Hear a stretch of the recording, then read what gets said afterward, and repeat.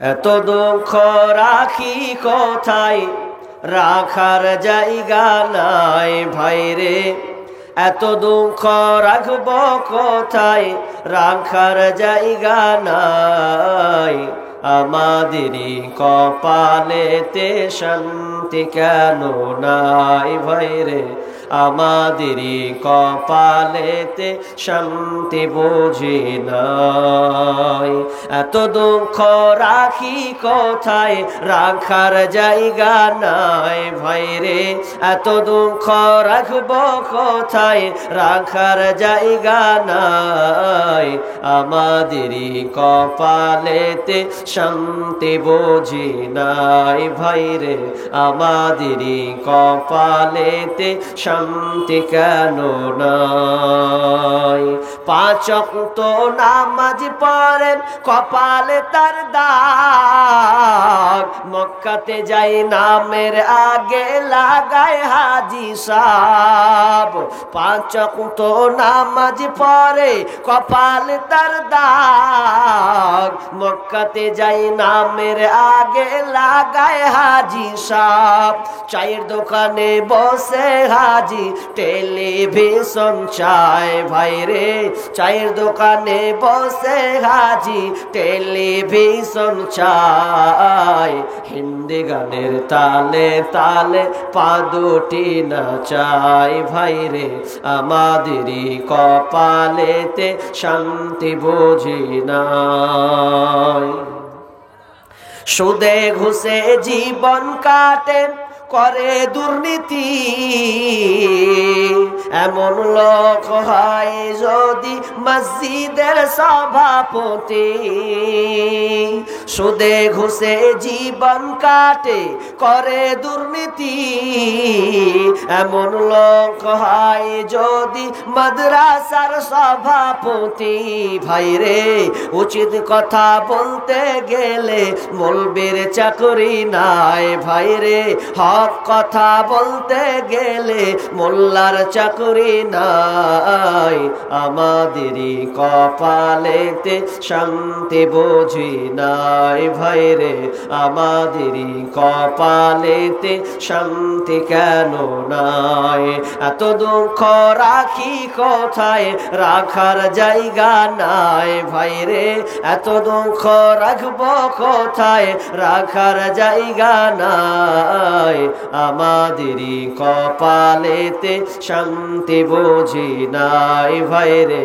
আমাদেরই কপালেতে শান্তি বুঝি নাই। সমাজেতে অসঙ্গতি বলবো কত আর। গায়ের জোরে বিচারপতি ঘুষেরই কারবার। সমাজেতে অসঙ্গতি বলবো কত আর। গায়ের জোরে বিচারপতি ঘুষেরই কারবার ভাইরে। টাকার লাগি গরিব দুঃখে বিচার নাহি পায় ভাইরে।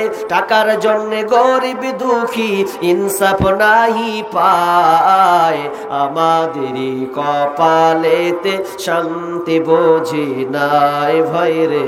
আমাদেরই কপালেতে শান্তি বুঝি নাই। বড় ছোট নাই ভেদাভেদ, কোথায় মান সম্মান। বাপের সমান মুরব্বিকে করছি অপমান। বড় ছোট নাই ভেদাভেদ, কোথায় মান সম্মান। বাপের সমান মুরব্বিকে করছি অপমান ভাইরে। 8 বছরের ছেলে যদি ডাইরেক্ট বেরি খায় ভাইরে। 10 বছরের ছেলে যদি ওপেন বিমল খায়। আমাদেরই কপালেতে শান্তি বুঝি নাই ভাইরে। আমাদেরই কপালেতে শান্তি বুঝি নাই। এত দুঃখ রাখি কোথায়, রাখার জায়গা নাই ভাইরে।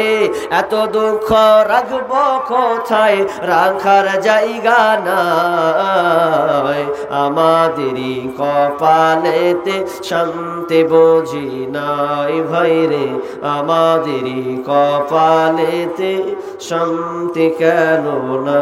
বিসমিল্লাহির রহমানির রহিম। আল মালু ওয়াল বানুনা জিনাতুল হায়াতিদ দুনিয়া। আল্লাহ সুবহানাহু ওয়া তাআলা বলছেন আল মালু ওয়াল বানুনা, তোমার মাল, তোমার ছেলে মেয়ে, সন্তান সন্ততি, এগুলো হচ্ছে তোমাদের জন্য জিয়া সৌন্দর্য। জিনাত মানে হচ্ছে সৌন্দর্য।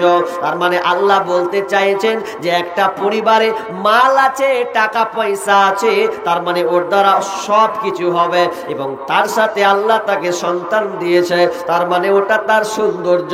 যদি একটা ছেলে এবং মেয়ে যদি বিয়ে করেন, বিয়ে করার পর 10 বছর হয়ে গেল, যদি একটা সন্তান তাকে না দেয়, আল্লাহ যদি ওই পরিবারটাকে বন্ধা বাজা বানিয়ে দেয়, তাহলে জীবনে কোনোদিন ওরা শান্তি পাবে না, ভালো লাগবে না। কারণ 10 বছর ধরে একটা মা বাপ শুনতে পেলাম না, আব্বা ডাক শুনতে পেলাম না।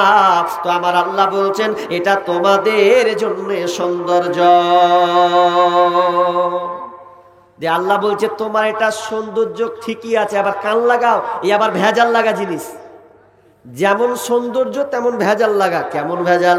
আল্লাহ সুবহানাহু ওয়া তাআলা বলছেন ওয়ালামু আন্নামা আমওয়ালুকুম ওয়া আওলাদুকুম ফিতনা। আল্লাহ বলছেন তোমার মাল, টাকা পয়সা, ধন সম্পদ, তোমার সন্তান সন্ততি, ছেলে মেয়ে, এগুলো হচ্ছে তোমার জন্য পরীক্ষা। আমি আল্লাহ তোমাকে পরীক্ষা করার জন্য দিয়েছি। আর একটা বেটা পেয়েছো বলে আনন্দ আত্মা হয়ে ঘুরে বেড়াও, জায়গা জায়গা ঘুরে বেড়াও, একদম বেটার মতন বেটা পেয়েছি, সুন্দর চোরে মাপনা কিনা চেহারা, সাদা ফর্সা বেটা পেয়েছি। আর ওই বেটাটার জন্য আপনাকে আল্লাহ পরীক্ষা করেছেন। আপনি ভেবে নেবেন যদি ছেলে হয় মেয়ে হয়, জয়টা সন্তান হোক না কেন, আল্লাহ বললেন আমি তোমাকে পরীক্ষা করার জন্য এই ছেলে মেয়েগুলোকে দিলাম। যদি ওই ছেলে মেয়েগুলোকে যদি আপনি ভালো করে মানুষ না করেন, লালন পালন না করেন, যদি আপনি গরুর মতন, বকরির মতন, ছাগলের মতন যদি ছেড়ে দেন, তো কি হবে? কি হবে? বিচারের মাঠে আপনাকে তার অপমান হতে হবে, শত্রু হতে হবে। আল্লাহ কি বলছেন? আয়াতটা পড়ছি, শর্ট করে আমি বলার চেষ্টা করছি। আল্লাহ সুবহানাহু ওয়া তাআলা বলছেন ইয়া আইয়ুহাল্লাযীনা আমানু ইন্না মিন আজওয়াজিকুম ওয়া আওলাদিকুম আদুওয়াল লাকুম ফাহযারুহুম। আল্লাহ বলছেন ওরে ঈমানদারেরা, ও মুত্তাকিরা, তোমরা কান করে শোনো, যারা তোমরা গার্জিয়ান, যারা তোমরা পরিবার নিয়ে আছো, ভালো করে কান লাগাও। তোমাদের এই সন্তান সন্ততি, স্ত্রী, ছেলে মেয়ে, এরা হবে আদুয়াল মানে হচ্ছে তোমাদের শত্রু। ফাহযারুহুম, এই শত্রু যেহেতু এরা শত্রু হবে, এদেরকে তুমি এদের কাছ থেকে সতর্ক অবলম্বন করো। আল্লাহ সুবহানাহু ওয়া তাআলা অন্য এক আল্লাহ তাআলা বলছেন যখন ছেলেরা যখন জাহান্নামে যখন চলে যাবে, যখন স্ত্রী জাহান্নামে চলে যাবে, আপনার মেয়ে যখন জাহান্নামে যাবে, তখন আল্লাহকে বলবে আল্লাহ রে, আমি জাহান্নামে যাব না অতক্ষণ পর্যন্ত, যতক্ষণ পর্যন্ত আমার বাপ আমার সামনে না আসবে, ওকে অপমান যতক্ষণ পর্যন্ত না করব, ওর পেটের উপরে চাপবো, তারপরে জাহান্নামে যাব। কারণ ওরা দায়ী, আমরা যে জাহান্নাম যাচ্ছে এটা আমাদেরকে সে পথ দেখায়নি, রাস্তা দেখায়নি, এই জন্য আমাদের এই হালাত হয়েছে। ছেলেরা আপনার শত্রু হবে, কোর্টে মামলা দিবে আল্লাহকে যে আল্লাহ বেটা আব্বা আমাকে ভালো পথে নিয়ে যায়নি, ভালো পথে নিয়ে যায়নি। বেটারা আপনার শত্রু হবে। যেই ছেলের জন্য আপনি এত ক্লান্ত, এত পরিশ্রম করে আপনি ছেলেদের জন্য জায়গা নিলেন, বাড়ি করে দিলেন, বেটার বিয়ে দিলেন, বেটিকে ভরি ভরি মালা পরালেন, এরপরও ওই ছেলেগুলো, ওই আপনার মেয়েগুলো আল্লাহকে বলবে বাপের কলারটা ধরবো, একটু নিয়ে আসো, মায়ের কলারটা ধরবো, তারপরে জাহান্নামে যাব। তখন কিচ্ছু করার থাকবে না। আরে নিজের বেটি আমার শত্রু রে, বেটা আমার শত্রু রে। কেন? এই জন্য যে তারা ভালো, আপনি আপনার ছেলেকে ভালো নির্দেশনা দেননি, সঠিক রাস্তা তাদেরকে দেখাননি, ওই জন্য আপনি জাহান্নামী হবেন, আর ওরাও জাহান্নামে আপনাকে টেনে ছেড়ে নিয়ে চলে যাবে। ওরা আপনাকে জাহান্নামমুখী করবে। কারণ কেন বিশ্বনবী বলছেন কুল্লু মাউলুদিন ইউলাদু আলাল ফিতরাত, প্রত্যেকটা সন্তান আদম সন্তান ফিতরাতের উপরে জন্মগ্রহণ করেন, অর্থাৎ নিষ্পাপ হয়ে পৃথিবীতে আসে। কোনখান থেকে? আলাস্তু বিরব্বিকুম ক্বালু বালা। আল্লাহ বলেছেন আমি কি তোমাদের প্রভু নয়? তখন সবাই একটা রূহ গচ্ছিত হয়ে বলেছিল ক্বালু বালা। তার মানে ওখানে হিন্দু ছিল, খ্রিস্টান ছিল, জৈন ছিল, বৌদ্ধ ছিল, নাসারা ছিল, সবাই ওখানে ছিল। এবার বিষ্ণু বলছেন কুল্লু মাউলুদিন ইউলাদু আলাল ফিতরা, প্রত্যেকটা সন্তান যখন পৃথিবীতে আসে তখন ফিতরাতের উপরে জন্মগ্রহণ করে। কিন্তু ফাআবাওয়াহু, তার পিতামাতা কি করে?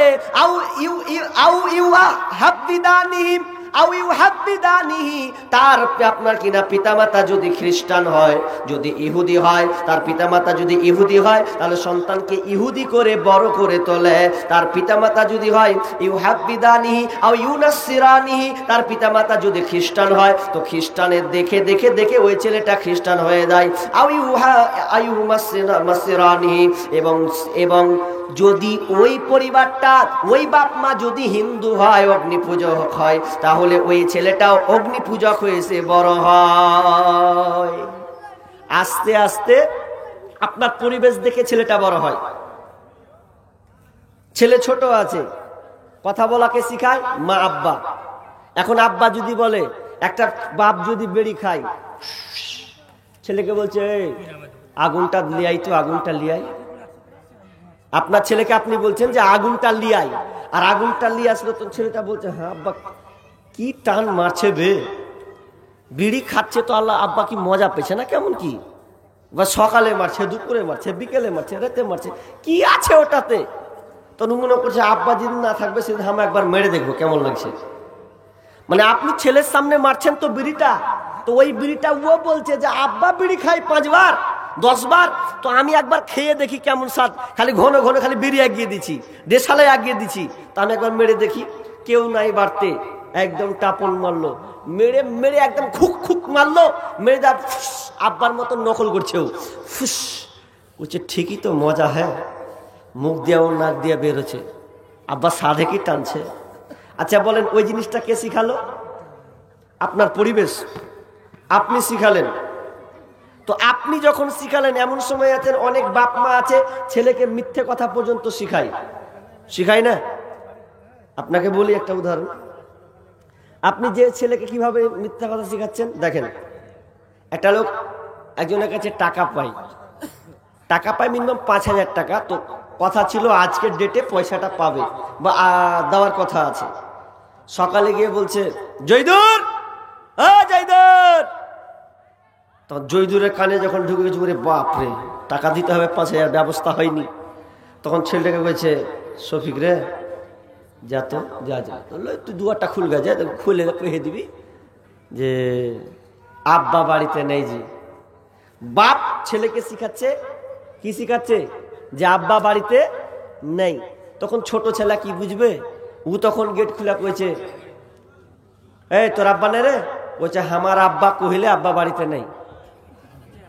ই তো প্যাজালে পড়ে গেছে, আব্বা কহিলে আব্বা বাড়িতে নেই, মহা মুশকিল। তাহলে আপনি আপনার সন্তানকে মিথ্যা কথা শিখাচ্ছেন, আর ওই জিনিসটা ছেলেটা কি হচ্ছে? দিন বড় হচ্ছে। যেই ছেলেকে আপনি দিন শিক্ষা না দিবেন, যার হক যদি আপনি সন্তানকে না বুঝান, তাহলে আপনাকে বড় হয়ে ছেলে লাঞ্ছিত হতে হবে, ছেলের কথা শুনে আপনাকে অপমান হতে হবে, বৃদ্ধাশ্রমে আপনাকে যেতে হবে, টাকা ঠিক মতন দেবে না। তাহলে সন্তানের হক কি এটা জানা লাগবে কি লাগবে না? শর্টকাটে বলবো কি হক, এটা করবেন। কিন্তু যদি ছুটে যায়, আল্লাহর কাছে খালি মাপ চাইবেন, ক্ষমা চাইবেন, দেখা যাক আল্লাহ কি করে। সন্তানের হক কি? সন্তানকে নিজে বাঁচতে হবে, সন্তানকেও বাঁচাতে হবে। আল্লাহ বলছেন সূরা তাহরিমের মধ্যে, ইয়া আইয়ুহাল্লাযীনা আমানু কু আনফুসাকুম ওয়া আহলিকুম নারা ওয়াকুদুহান নাসু ওয়াল হিজারা। আল্লাহ বলছেন, হে ঈমানদারেরা, তোমরা নিজে বাঁচো, নিজেকে আগে বাঁচাও জাহান্নামের আগুন থেকে, এবং তুমি তোমার আহাল পরিবারকে জাহান্নাম থেকে বাঁচাবে। কোনখান থেকে? তো জাহান্নামের আগুন থেকে। কেন বাঁচাবে? ওয়াকুদুহান নাস ওয়াল হিজারা, কারণ এই জাহান্নামের অগ্নি, এই জাহান্নামের আগুনের ইন্ধন বা আপনার কিনা লকড়ি হবে মানুষ এবং পাথর। হাজি, আল্লাহ যে বললে মানুষ এবং পাথরের জাহান্নামের ইন্ধন হবে, পাথর ফের কি করলে? প্রশ্ন আসবে না? পাথরকে কেন জ্বালানো হবে জাহান্নামে? মুফাসসিরগণ এই আয়াতের তাফসীর করছেন যে পাথরকে জাহান্নামে জ্বালাবে এটা একটা কারণ, যে দুনিয়াতে যারা হিন্দু ছিল পাথর পূজা করত, পাথরকে দেবতা বলতো, সেদিনকে ওই পাথর, ওই দেবতা, ওই পাথরগুলোকে জাহান্নামে দাও দাও করে জ্বালাবে। তখন বলে, আমাকে দেবতাও জ্বলছে দাও দাও করে, কার কাছে চাইছিলাম তো না। তাহলে আমাদেরকে নিজে বাঁচতে হবে, আপনার আহাল পরিবারকে বাঁচাতে হবে। আমি শর্ট করে বলছি। এবার চলেন, কি কি সন্তানের হক, এটা কি কি তার পাওনা, কটা গুনে দিব, নিয়ে বাড়ি যাবেন, কাজে দিবে। কিন্তু যারা এখনো ছেলের বাপ হয়নি, মানে বিয়েই করনি, তাদের তো আরো কাজে লাগবে। এ কটা জিনিস শিখে যেতে হবে।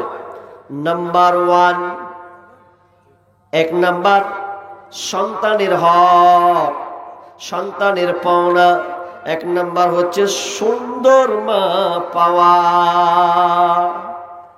একটা মা কি পাবে? একটা সন্তান কি পাবে? সুন্দর মা পাবে। মা। আচ্ছা, আমরা যখন বিয়ে করছি সুন্দর দেখে, মানে ভালো চরিত্র দেখে দেখছি না চেহারা দেখে বিয়ে করছি? গোলমাল আছে বন্ধুরে, ভালো করে বুঝেন। আপনি যখন বিয়ে করতে চাচ্ছেন, মেয়েটার চামড়া সাদা নাকি, তার বংশ কেমন, ভালো আছে নাকি, টাকা পয়সা আছে নাকি, তবে মনে রাখবেন মা পাল্টানো যাবে না, যাবে না, যাবে না। বউ পাল্টানো যায় কিন্তু মা পাল্টানো যাবে না। প্রথম মাথায় রাখবেন, সন্তানের জন্য মা হচ্ছে খুবই গুরুত্বপূর্ণ, কারণ প্রথম মাটা হচ্ছে পাঠশালা। মায়ের হাতে গড়বে মানুষ। মা যদি সে সত্য হয়, মাই হলো এই জগতের প্রকৃত বিশ্ববিদ্যালয়। এই জন্য আপনাকে আগে সিন্দিনদারিতা মেয়ে নির্বাচন করতে হবে। এই জন্য বিষ্ণু বলছেন, তুনকাহুল মারআতু লিআরবাইন, লিমালিহা ওয়া লিহাসাবিহা ওয়া লিজামালিহা ওয়া লিদীনিহা ফাজফার বিযাতিদ্দীন। 4টা জিনিস দেখে বিয়ে করা হয়। লিমালিহা, মেয়েটার মাল আছে কিনা, শুনছেন? মেয়েটার মাল। 2, ওয়ালি হাসাবিহা, মেয়েটার বংশ গৌরবটা কেমন আছে। লিমালিহা ওয়ালি হাসাবিহা ওয়ালি জামালিহা, মেয়েটা দেখতে সুন্দরী কিনা এটা দেখে। ওয়ালি দীনিহা, মেয়েটার দিনদারিতা আছে কিনা এটা দেখে। 4টা বিষয় দেখে। কিন্তু বিষ্ণু বলছেন, ফাজফার বিজাতিদ্দীন, মেয়েটার দিনদারিতা লক্ষ্য করো, এতে কাজ দিবে। মেয়েটার বংশ কেমন দেখা দরকার নেই, হালকা পাতলা হলি হলো, মারপিট করার প্রয়োজন নেই। তো মেয়েটার টাকা কত আছে দেখা দরকার নেই, খেটে খান, নিয়ে আসেন, শান্তি পাবেন।